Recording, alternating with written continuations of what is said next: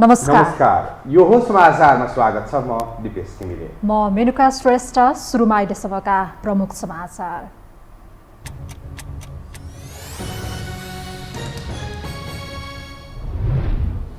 समाजवादको आधार तयार गर्न जनप्रतिनिधिलाई प्रचण्डको निर्देशन। स्वतन्त्रलाई जिताएर जनताले सबक सिकाएको भनाई। अहंकार चुले कांग्रेसलाई पनि ठेगान लगाउने चेतावनी। स्थानीय निर्वाचनपछि दलहरूको नजर संसदीय चुनावमा केन्द्रित। कार्तिकको अन्त्यतिर निर्वाचन गर्न सकिने गठबन्धनको सुझाव। कानुनविदहरूसँगको परामर्शपछि मिति तय गरिने। बजेटमाथिको सैद्धान्तिक छलफलमा आज पनि सत्ता र प्रतिपक्ष बीच आरोप प्रत्यारोप। अर्थमन्त्रीले सांसदको जिज्ञासामा जवाफ दिने।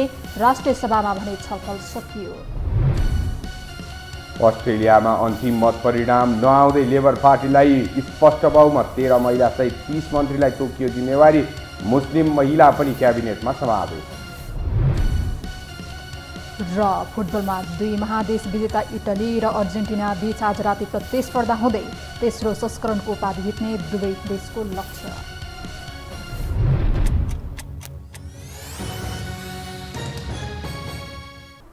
अब समाचार विस्तारमा। नेकपा माओवादी केन्द्रका अध्यक्ष पुष्पकमल दाहाल प्रचण्डले सत्तारूढ दल नेपाली कांग्रेसलाई ठूलो पार्टी हुनुमा दम्भ नदेखाउन आग्रह गर्नुभएको छ।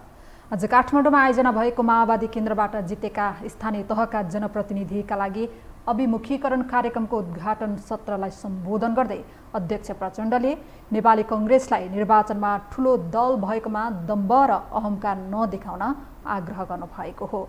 उहाँले विगतमा एमालेलाई अहंकार आयोगको उल्लेख गर्दै कांग्रेसमा पनि एमालेको जस्तै अहंकार आउने हो कि भन्ने डर पैदा भएको बताउनुभयो। उहाँले कांग्रेसमा दम्भ र अहंकार चुलिए एमालेलाई जस्तै ठेगान लगाउने चुनौती समेत दिनुभयो। हामीले प्रधानमन्त्री बनायौं, मेहनत गरेरै बनाएको प्रधानमन्त्री हो। हाम्रो अहिले पनि उहाँ भइराख्नुहोस् भन्ने छ, हाम्रो अर्को केही छैन। हामी यो गठबन्धन लाने, तर हामी चिन्तित छौँ यति बेला फेरि कांग्रेस पनि एमाले जस्तै अहंकार र दम्भ चुलिएर माओवादी केही नै होइन। अब स्थानीयमा नि धेरै जसो ठाउँमा ठेगान लगाइयो, अब प्रदेश र सङ्घमा नै ठेगान लगाउने भन्यो भने हामीले फेरि एमालेलाई ठेगान लाए जस्तै फेरि कांग्रेसलाई लगाउने दिन नआओस् भन्ने छ।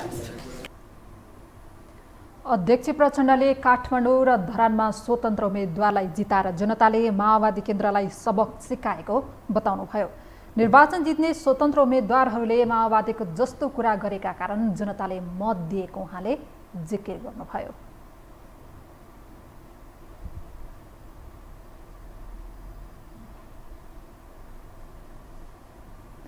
हरेक चुनावलाई अस्तव्यस्त अवस्थाको निराकरणका रूपमा लिइन्छ। सामाजिक, आर्थिक र राजनीतिक रूपमा चुनावले नयाँ रूप दिने भएकै कारण जनताले उत्साहजनक सहभागिता पनि जनाउँछन्। तर पछिल्लो समय सानादेखि ठुला दलसम्मले जनताको भावना अनुसार परिवर्तन भने देखाउन सकिरहेका छैनन्। एक रिपोर्ट। वैकल्पिक शक्ति बन्न पत्रकारको जागिर त्याग गरेका रविन्द्र मिश्रले पार्टी निर्माणको छोटो अवधिमै हार खाएर एक साता अघि विवेकशील साझा पार्टीको अध्यक्षबाट राजीनामा दिए। बन्न त उनलाई भारतीय आम आदमी पार्टी जस्तै बन्नु थियो, तर आन्तरिक सङ्घर्ष र टुटफुटले विवेकशील साझालाई जनताले पत्याउने अवस्था नबनेपछि चुनावमा हैसियत विहीन मात्रै बन्नु परेन, आफ्नै बलबुतामा अब सम्भव छैन भन्ने बुझेपछि मिश्रले राजीनामा पस्किएका हुन्। तर चुनावी नतिजाको जिम्मेवारी उठाउँदै राजीनामा दिएका मिश्रको नैतिकता अन्य दलका अघि हेर्न लायक छ। पार्टीभित्रकै विरोधी पङ्क्तिले मिश्रको राजीनामा अवसर मानिरहेका बेला उनले फेरि भनेका छन्, अब म खुइलिएँ, तपाईँहरूको राजनैतिक अभिष्ट पुरा होस्। मिश्रले हार खानुको कारण विगतमा पार्टीले कमाएको चर्चा र वर्तमानमा गुमाएको विश्वास नै प्रमुख हो, किनकि वैकल्पिक शक्तिका पछाडि लाग्नुपर्ने भिड काठमाडौँ जस्ता केही ठुला सहरमा स्वतन्त्रमाथि केन्द्रित भएपछि उनी पछि हटेका छन् र यस्तो दबावमा साना मात्रै होइन, ठुला राजनैतिक दलहरू समेत परेका छन्। नेकपा माओवादी केन्द्रका अध्यक्ष पुष्पकमल दाहाल प्रचण्डले आफूलाई सबक सिकाउन जनताले स्वतन्त्रलाई जिताएको निष्कर्ष सुनाएका छन्। दुईटा मान्छे चाहिँ अलि भिन्न ढङ्गले आए, काठमाडौँ र धरान मैले भन्ने गरेको छु। ती चाहिँ अलि भिन्न छन्। अरू कोही स्वतन्त्र मैले ठानेको छैन। तर ती भिन्न चाहिँलाई मैले हेर्दा के देख्छु भने उनीहरूले माओवादीको जस्तो कुरा गरेका छन् क्या। त्यसो भएर तिनीहरू जनताले मत दिए हो। हिजो माओवादीले हामीले जे भन्थ्यौँ जनताको सेवा गर्ने, जनताले चाहिँ धारो पानी फोहोर मैला व्यवस्थापन शोषण विभेद अन्याय अत्याचार सब सिद्ध्याउँछौँ भनेर हामीले भने होइन। हामीले राम्रोसँग गरेको नदेखेपछि ल हेर त हामी तिमीले चाहिँ गर्दैनौ भने हामी यसो गरिदिन्छौँ भनेर जनताले हामीलाई नै सबक सिकाएको जस्तो लाग्छ मलाई। स्वतन्त्रमाथि केही भरोसा देखिए पनि प्रमाणित हुन बाँकी रहेका बेला वैकल्पिक भनिएकाहरू विकल्प बन्न सकेनन्, ठूला राजनैतिक दलहरू सच्चिन सकेनन्। फलत जनतामा परिवर्तनको आश समेत मर्दै गएको छ। यो स्थानीय तहको निर्वाचनलाई समेत जनताले परिवर्तनको एक सुरुवातका रूपमा बुझेर मतदान गरेका थिए। तर चुनाव हुँदा मुलुक जहाँ थियो चुनाव पछि पनि पर पुग्ने सङ्केत देखिएको छैन। बरु सत्ता पक्ष र प्रतिपक्षको गोरु जुधाइले राष्ट्रिय समस्या जिउका त्यौँ छन्।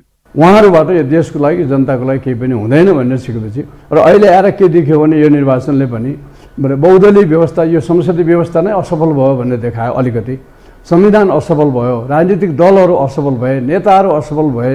त्यही भएर तपाईँले भन्नुभयो फाटोफुटो विभिन्न ठाउँबाट अहिले स्वतन्त्र उम्मेदवारहरूले जितेका छन् है। त्यो भनेको चाहिँ त संसदीय व्यवस्थाप्रति जनताको वितृष्णा है जाग्यो भन्ने कुरो त देखियो। अर्को भनेको चाहिँ तपाईँको संसदीय व्यवस्थाले काम किन गरेन भन्ने मलाई लाग्छ भने अहिलेको चुनाव त निर्वाचन हेर्दाखेरि यो त निर्दलीय व्यवस्था जस्तो भइरहेछ। अहिले संसदीय व्यवस्था भएन। यो स्थानीय तह निर्वाचनमा 1,77,00,000 भन्दा बढी मतदाताको सहभागिता थियो। यो सबै सङ्ख्याले कुनै न कुनै रूपमा परिवर्तनको अपेक्षा गरेको थियो।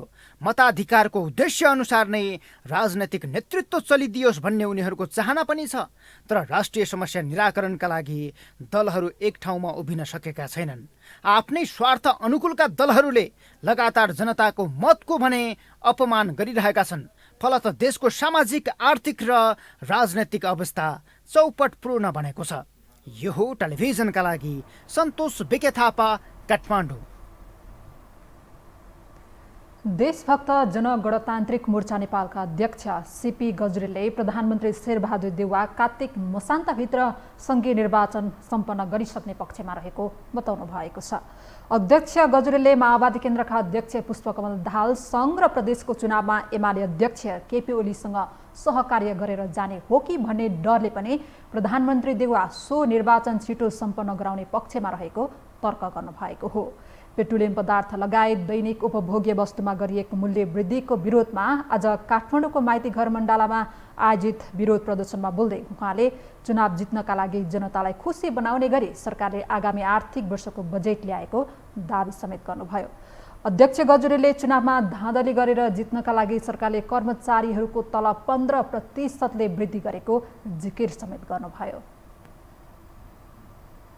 15% चाहिँ मूल्य वृद्धि गराएको छ, त्यो देख्दाखेरि साँच्चै हो रहेछ जस्तो भनिरहेको।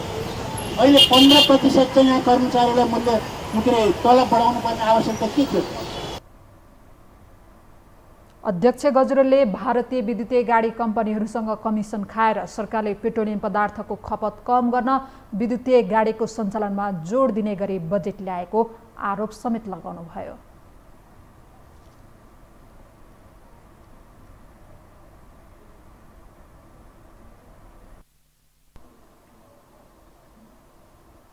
अब बाँकी समाचार। स्थानीय तह निर्वाचन सम्पन्न भएको झन्डै 3 हप्ता पुग्दा नपुग्दै संसदीय निर्वाचनबारे छलफल सुरु भएको छ। जहिले चुनाव गरे पनि आफू तयारी अवस्थामै रहेको एमालेले पूर्ववर्ती भनाई र स्थानीय तहको नतिजाले उत्साहित काङ्ग्रेसका कारण यथाशक्य चाँडो संसदीय निर्वाचन गर्ने तयारी सुरु भएको हो। एक रिपोर्ट। आनाकानीका बीच स्थानीय तह निर्वाचन गरेको सत्ता गठबन्धन संसदीय निर्वाचनमा भने सम्भावित मिति अगावै गर्न तम्सिएको छ। एकैचोटि तिनै तहको निर्वाचन गर्ने वा संसदीय निर्वाचन अघि गर्ने अडानका कारण निकै दबाव खेपेपछि मात्र स्थानीय तह निर्वाचनको मिति घोषणा गरेको गठबन्धन कार्तिकमै निर्वाचन गर्न छलफलमा लागेको हो। स्थानीय तहमा गठबन्धन सफल भएको तथा राम्रो नतिजा प्राप्त गरेको विश्लेषणका आधारमा गठबन्धनका केही नेता कार्तिक अन्तिममै चुनाव गर्ने मनस्थितिमा पुगेका छन्। यसअघि मङ्सिर 10 र 21 मा सम्पन्न भएको संसदीय निर्वाचनबाट निर्वाचित वर्तमान प्रतिनिधि सभाको कार्यकाल आगामी मङ्सिरमा सकिँदैछ। समानुपातिक तर्फका सांसदहरूले फागुन 20 मा मात्र शपथ लिएकाले कार्यकाल फागुनसम्म रहने केहीको तर्क भए पनि मङ्सिर पश्चात मौसमी कारणले निर्वाचन सम्भव नहुने जानकारहरूको भनाइ छ। यदि त्यसो नभए अर्को विकल्प भने वैशाखमा मात्र हुन सक्छ, जुन अहिलेको प्रतिनिधि सभाको कार्यकाल सकिने मितिभन्दा पछि भएकोले सम्भव देखिँदैन।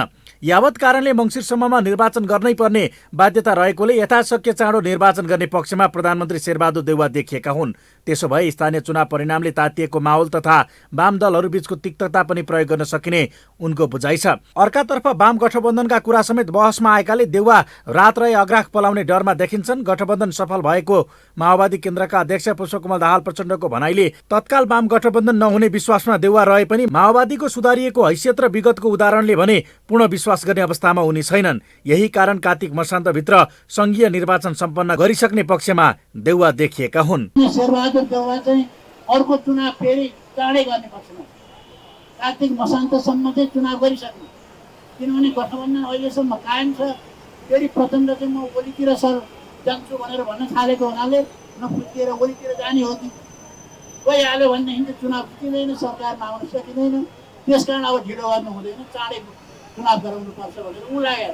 अर्थमन्त्रीले बजेट बनाइरहँदाखेरि उनले के भनेर सल्लाह दिएर प्रधानमन्त्रीले भने ल राख्नुपर्ने कुरा जति सबै राख्नु सही, केही पनि नछोड्नु, किनभने आखिर त यो चुनावसम्मको लागि नै हो। तर देउवाको प्रयास त्यति सहज भने देखिँदैन। एकातर्फ स्थानीय तह निर्वाचनको नतिजाका कारण एकीकृत समाजवादी निर्वाचनको मिति तोक्ने बारे उत्साहित देखिएको छैन भने वाम गठबन्धन भए कम्तीमा एकीकृत समाजवादी र एमाले नै एक हुने सम्भावना बढी देखिएको छ। आफूलाई सबैभन्दा बढी फाइदा दिएको फुट शक्ति नै जुटमा गए त्यसको हानि हुने डर काङ्ग्रेसमा देखिएको छ। यता माओवादी अध्यक्ष प्रचण्डले पनि काङ्ग्रेसका नेताहरूमा दम्भ देखिए एमाले झैँ तह लगाउन बाध्य हुने अभिव्यक्ति नै दिएका छन्। काङ्ग्रेसका नेताहरूको व्यवहार हेर्दा एमालेमा जस्तै दम्भ बढ्ने हो कि भन्ने देखिएको प्रचण्डको आशंका छ। पहिलेबाटै कमजोर धरातलमा बनेको तथा आफूलाई मात्र फाइदा भएको गठबन्धन लामो समय नटिक्ने डर देउवामा अझ बढेको छ। अर्कातर्फ निर्वाचन कहिले गर्ने भन्ने निर्णय र गठबन्धन कहिलेसम्म कायम राख्ने निर्णय समेत प्रचण्डकै हातमा गएको छ। फलत स्थानीय तहमा जस्तै गठबन्धनको रस चुस्ने रणनीतिमा रहेका देउवा एकातर्फ यही गठबन्धनले आगामी सङ्घ र प्रदेशसम्मै निरन्तरता पाउने विश्वास दिलाउन व्यस्त छन् भने अर्कोतर्फ चाँडो निर्वाचन गराएर जोखिम कम गर्ने दाउमा देखिएका छन्। यद्यपि महामन्त्री विश्वप्रकाश शर्मा भने जितलाई लिएर हौसिने र हतारमा आगामी निर्णय लिने पक्षमा काङ्ग्रेस नरहेको बताउँछन्। काङ्ग्रेसको डिक्सनरीमा अहङ्कार आयो भने हामी फेरि कम्युनिस्ट भइहाल्छौँ, त्यसकारण अहङ्कार हामी राख्दैनौँ। नेपाली काङ्ग्रेस पार्टीले अहिले जित्दै गर्दाखेरि जनताले केही कारणवश हामीलाई विश्वास गर्नुभएको होला, तर त्यो हुँदै गर्दाखेरि नेपाली काङ्ग्रेस पार्टीले अहिलेको विजयलाई बडा संयमतापूर्वक बडा परिपक्वतापूर्वक लिनुपर्छ। काङ्ग्रेसको प्रत्येक नेतृत्वले, चाहे केन्द्रीय तह कमिटीका हौँ हामी या वडाका साथी हौँ, सबैले यो बेलामा संयमतापूर्वक अहिले प्राप्त भएको उपलब्धिलाई जगेर्ना गरेर जाने सोच्नुपर्छ। अब चोकमा निक्लेर आँट आयो अब चाहिँ के अरे भनेर कुनै अहङ्कारयुक्त अभिव्यक्ति राख्न बिल्कुल जरुरी छ। यता प्रतिपक्षी दल नेकपा एमाले यसअघिबाटै जुनसुकै समयमा हुने निर्वाचनमा जान तयार रहेको प्रतिक्रिया दिँदै आएको छ। तर देउवालाई उनकै नेताहरूलाई सम्झाउनु चुनौतीपूर्ण देखिन्छ। हतार गर्न नहुने पक्षमा रहेका काङ्ग्रेस नेताहरू तत्कालै संसदीय चुनावमा गए स्थानीय तह चुनावको चित्त दुखाइ प्रकट हुने कुरा नजरअन्दाज गर्न नमिल्ने पक्षमा छन्। यो परिस्थितिमा विगतमा पनि पेलेरै आफ्नो निर्णय पास गराएका देउवा यसपटक पनि सोही बाटोमा हिँड्लान् त, त्यो भने हेर्न बाँकी छ। अर्थमन्त्री जनार्दन शर्माले आइतबार संसदमा प्रस्तुत गरेको बजेटमाथि छलफल चलिरहेका बेला वितरणमुखी बजेट ल्याएको भन्दै चर्चा भइरहेको छ। भत्ता बाँड्नेदेखि व्यापारीलाई सहज बनाएको विषयसम्म उनको आलोचना भइरहेको छ। एक रिपोर्ट। हरेक नेपालीको थाप्लोमा सरकारले 65,000 बढी ऋण थुपारेको छ। फेरि त्यही सरकारले जनतालाई खुसी बनाउन लोक कल्याणकारीका नाममा बाँड्दा बाँड्दा बजेट नै सकाएको छ। हेर्दा चुनावलाई मात्रै केन्द्रित गरिएको जस्तो बजेट कणिका छरे जस्तो छ। त्यसमा पनि हात्ती पैसा बाँड्ने खेलो सबैभन्दा घातक छ र त्यसकै आडमा दलहरूले राजनैतिक झेल मचाइरहेका छन्। वितरणमुखी कार्यक्रममा उत्साहजनक देखिएको सरकारले अब 2 वर्ष घटाएर 68 वर्षमै ज्येष्ठ नागरिक भत्ता दिने भएको छ। तर प्रमुख प्रतिपक्ष नेकपा एमाले वृद्ध भत्ता आफ्नो ब्रान्ड भएको भन्दै सरकारको नीतिमाथि प्रहार गरेको छ। वृद्ध भत्तालाई 68 वर्ष झार्यौँ नि। मैले के भन्ने गर्छु भने वृद्ध भत्ता जतिसुकै कुरा गरे नि यो एमालेको ब्रान्ड जस्तो हुन्छ। तपाईँ 68 मा झार्नुहोस् 58 मा झार्नुहोस् केही फरक पर्दैन। किनभने जनयुद्धमा हाम्रो दाबी पुग्दैन, राष्ट्रिय मेलमिलापमा पनि हाम्रो दाबी पुग्दैन, त्यो काङ्ग्रेसको दाबी पुग्छ। यो वृद्ध भत्ता जे गर्नुहोस् त्यो एमालेकै दाबी हुन्छ, एमालेलाई मान्छेले चाहिँ स्याबास गर्छन्, ठोक्छन्, ताली ठोक्छन्। त्यसका केही फरक पर्दैन। तर 70 तपाईँले आफैले पनि 5000 पुर्याउँछु भनेर चाहिँ हिजो चाहिँ घोषणापत्रमा बोले होइन र 5 पुर्या भए त अझ राम्रो हुन्थ्यो नि, किन गर्नु भएन? झन्डै 3 दशक अघि नेपालीको औषध आयु 60 वर्षको हुँदा तत्कालीन प्रधानमन्त्री मनमोहन अधिकारीले 65 वर्षमा मासिक 100 रुपियाँ वृद्ध भत्ताको सुरुवात गरेका थिए। त्यसयता एमाले नेतृत्वकै सरकारले पटक पटक वृद्ध भत्ता वृद्धि गर्दै जनताको मन जित्ने अस्त्रका रूपमा प्रयोग गरेको थियो। 28 वर्ष अघिको 100 रुपियाँ भत्तालाई 40 गुणाले बढाएर 4000 पुर्याएपछि यसको जस नेकपा एमाले एक्लैले लिन खोजिरहेको छ।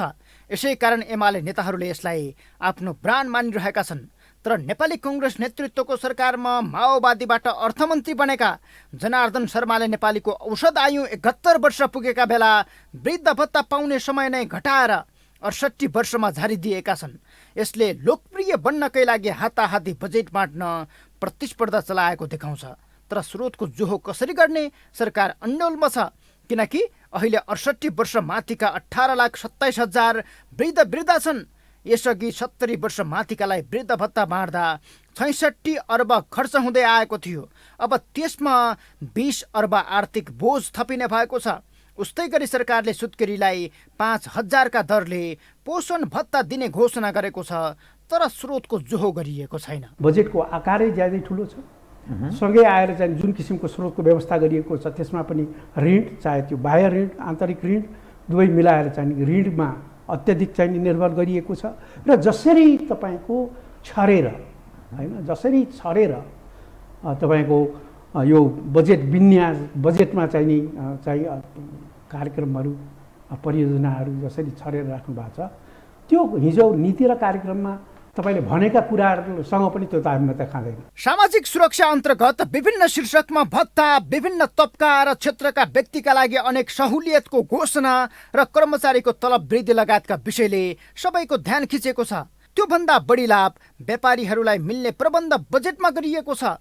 सङ्घ र प्रदेशको निर्वाचन मुखमै रहेका बेला मतदाता रिझाउन र राजनीतिक स्वार्थ पुरा गर्न बजेट छरिएको विज्ञहरूको दाबी छ। किनकि स्रोतहरू निकै सीमित छन्। करिब 18 खर्बको बजेट ल्याएको सरकारले 12 खर्ब राजस्वबाट उठाउने भनेको छ। 6 खर्बको जोहो नै भएको छैन। अन्तत फेरि महँगी र गरिबीले थिचिएकै करदातालाई निचोड्ने प्रयास सरकारले गरेको छ। यो हो टेलिभिजनका लागि सन्तोष बिके थापा, काठमाडौँ। हामीसँग समाचार बाँकी नै छन्, अहिलेलाई विश्राम।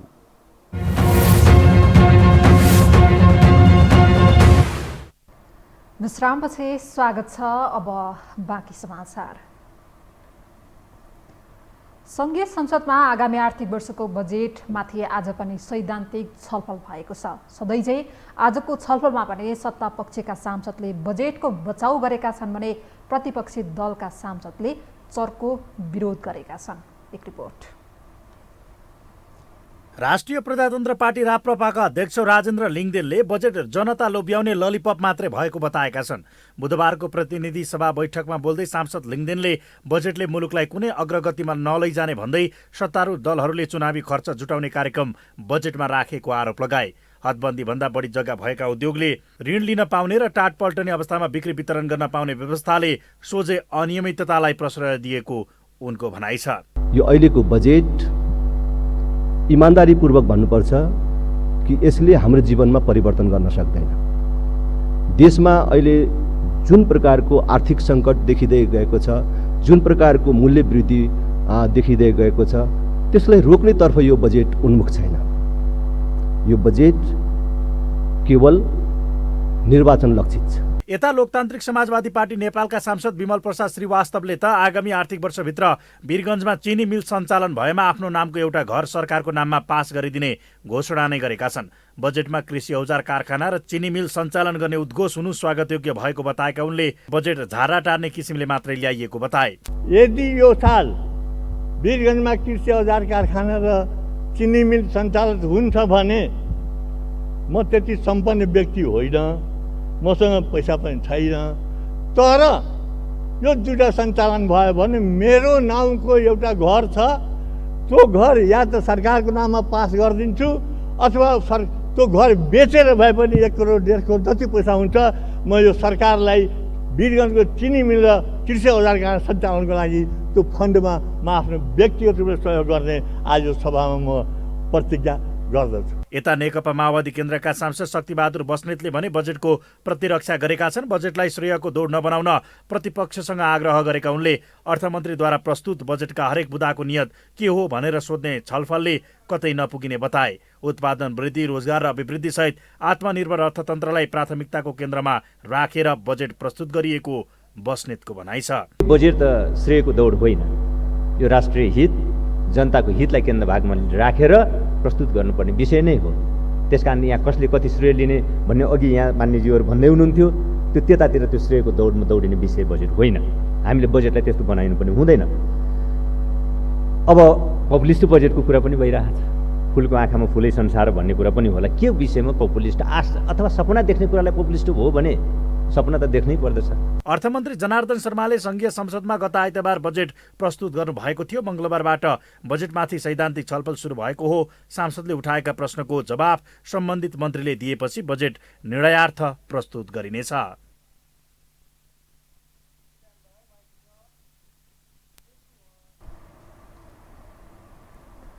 संघीय संसदको माथिल्लो सदन राष्ट्रिय सभामा सरकारले आगामी आर्थिक वर्ष 2079-80 लागि ल्याएको बजेटमाथिको छलफल सकिएको छ।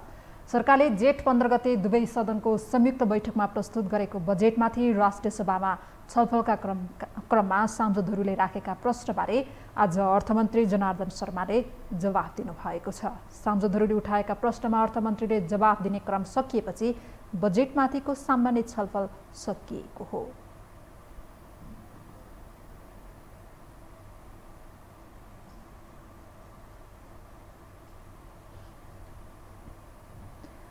काठमाडौँबाट भद्रपुरका लागि उडेको बुद्ध एयरको जहाज टायरमा समस्या देखिएपछि काठमाडौँमै अवतरण गरिएको छ।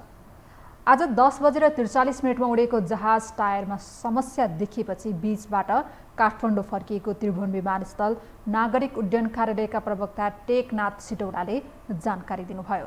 त्रिभुवन अन्तर्राष्ट्रिय विमानस्थलमा सकुशल अवतरण गरिएको जहाजको प्राविधिक जाँच गर्ने काम भइरहेको छ।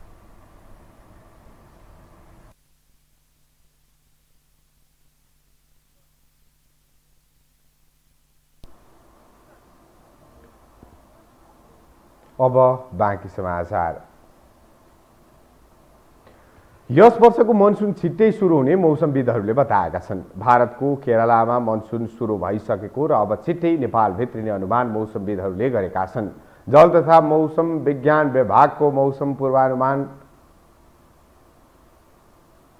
महाशाखाका अनुसार पूर्वी क्षेत्रबाट मनसुन भित्रिएर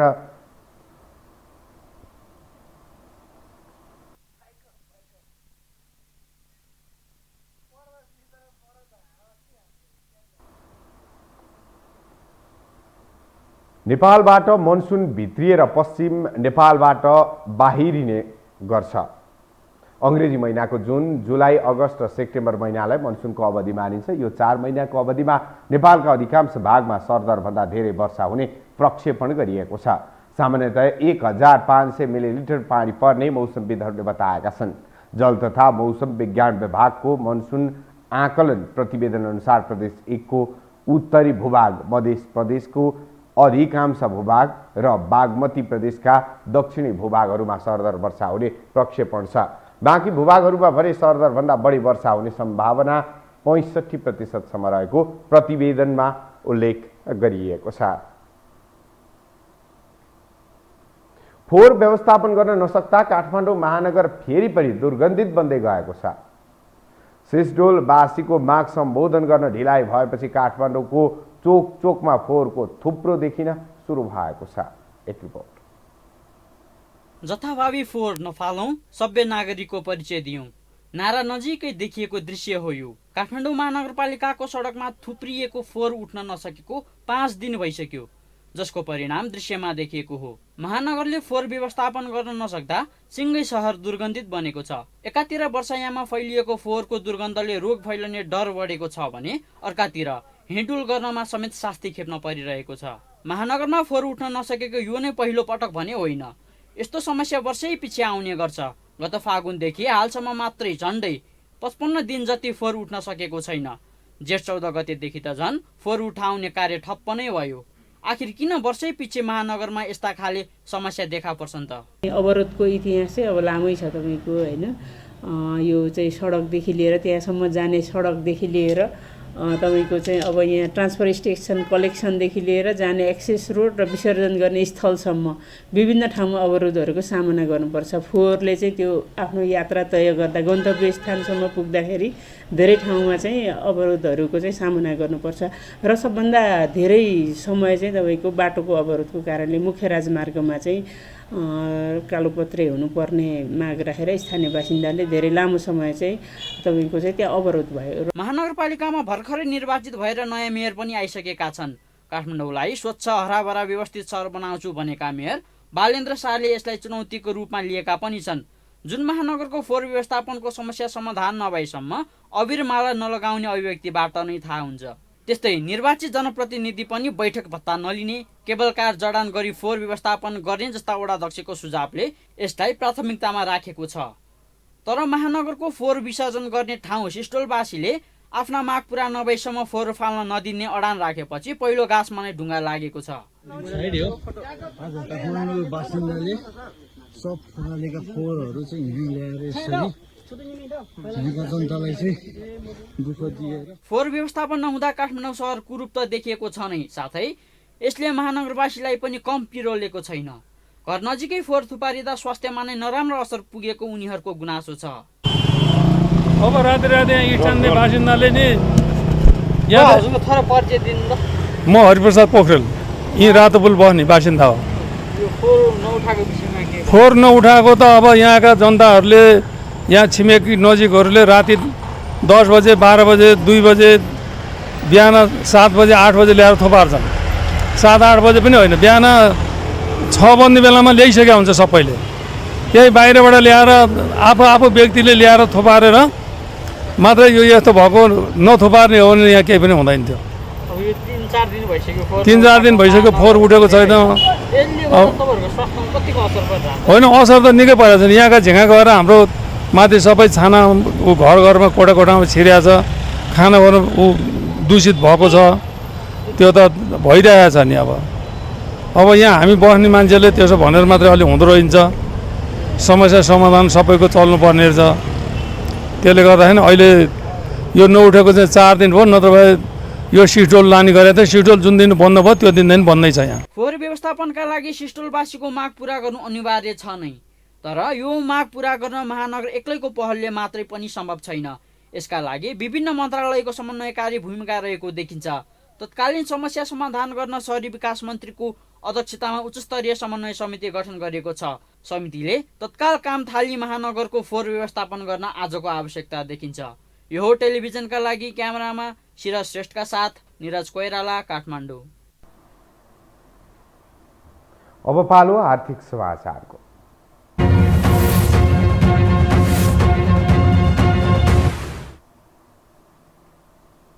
नेपाल स्टक एक्सचेन्ज डेप्सेमा आज सामान्य अङ्कको गिरावट आएको छ। आज डेप्से 7.21 अङ्कले घटेर 2130.71 बिन्दुमा पुगेको हो। मङ्गलबार डेप्से 35.53 अङ्कले घटेर 2137.92 बिन्दुमा बन्द भएको थियो। त्यस्तै आज कारोबार रकममा पनि गिरावट आएको छ। आज डेप्सेमा 1,07,84,00,000 रुपियाँ बराबरको कारोबार भएको छ। मङ्गलबार 1,31,76,00,000 रुपियाँ बराबरको कारोबार भएको थियो। आज कारोबार भएका 101 कम्पनीको सेयर मूल्य बढेको छ भने 84 कम्पनी सेयर मूल्य घटेको छ।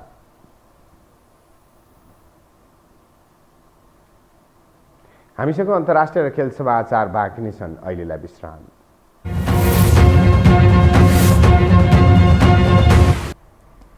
विश्रामपछि पुनः स्वागत छ। अब पालो अन्तर्राष्ट्रिय समाचारको।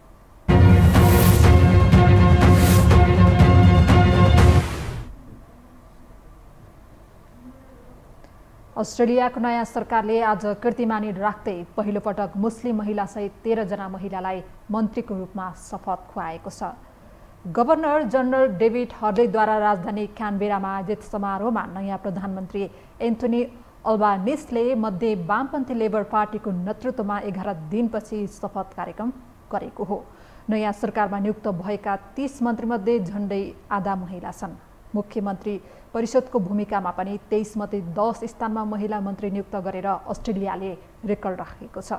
गत महिनाको निर्वाचनको केही मतगणना हुन बाँकी छ, तर लेबर पार्टीले 150 सिट भएको सदनमा स्पष्ट बहुमत ल्याउन पर्याप्त सिटहरू प्राप्त गरिसकेको छ।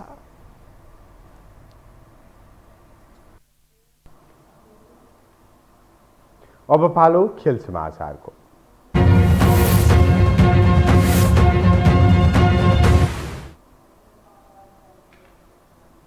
दुई महादेशका विजेता इटाली र अर्जेन्टिना बीच आज राति प्रतिस्पर्धा हुँदैछ। युरोकप विजेता इटाली र कोपा अमेरिका विजेता अर्जेन्टिना बीचको खेल वेम्बले स्टेडियममा हुनेछ। खेल नेपाली समयअनुसार राति 12:30 बजे सुरु हुनेछ। यस प्रतिस्पर्धालाई फाइनल सीमा नामकरण गरिएको छ र यो तेस्रो संस्करणको हो। आज दुवै टोली जित निकाल्दै तेस्रो संस्करणको उपाधि जित्न चाहन्छन्। खेलका लागि दुवै टोलीले तयारी अवस्थामा रहेको बताएका छन्। इटालियन डिफेन्डर जर्जियो चिलिनीको कप्तानीमा मैदान उत्रिनेछ। उनको यो अन्तिम अन्तर्राष्ट्रिय खेल हुनेछ। उनले यस खेलबाट सन्यास लिनेछन्। त्यस्तै अर्जेन्टिनाका लियोनल मेसीको कप्तानीमा मैदान उत्रिनेछ। यस प्रतिस्पर्धाका लागि युरोपेली फुटबलको सर्वोच्च निकाय युइएफए र दक्षिण अमेरिकी फुटबलको सर्वोच्च निकाय कन्मेबोल बीच 3 वर्षको सम्झौता भइसकेको छ।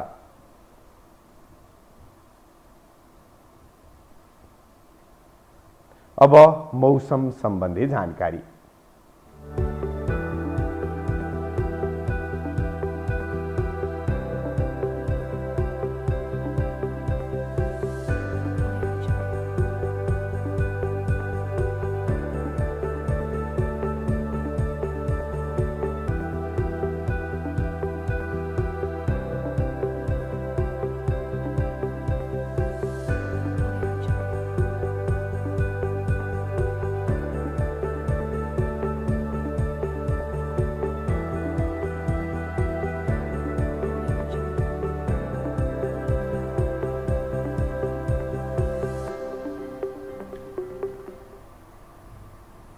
मौसम सम्बन्धी जानकारीसँगै हामी यो समाचारको अन्त्यमा आइपुगेका छौँ। बिदा हुनु अघि प्रमुख समाचार पुनः एकपटक।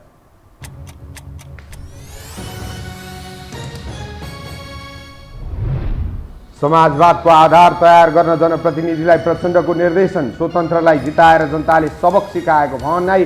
अहङ्कार तुलिए काङ्ग्रेसलाई पनि ठेगान लगाउने चेतावनी। स्थानीय निर्वाचनपछि दलहरूको नजर संसदीय चुनावमा केन्द्रित। कार्तिकको अन्तिमतिर निर्वाचन गर्न सकिने गठबन्धनको सुझाव। कानुनविदसँगको परामर्शपछि नीति तयार गरिने। बजेटमाथिको सैद्धान्तिक छलफलमा आज पनि सत्ता र प्रतिपक्षबीच आरोप प्रत्यारोप। अर्थमन्त्रीले सांसदको जिज्ञासामा जवाब दिने। राष्ट्रिय सभामा पनि छलफल सकियो। अस्ट्रेलियामा अन्तिम मत परिणाम नआउँदै लेबर पार्टीलाई स्पष्ट बहुमत। 13 महिला सहित 30 मन्त्रीलाई तोकियो जिम्मेवारी। मुस्लिम महिला पनि क्याबिनेटमा समावेश। र फुटबलमा दुई महादेश विजेता इटाली र अर्जेन्टिना बीच आज राति प्रतिस्पर्धा हुँदै तेस्रो संस्करणको उपाधि जित्ने दुवै देशको दाउ।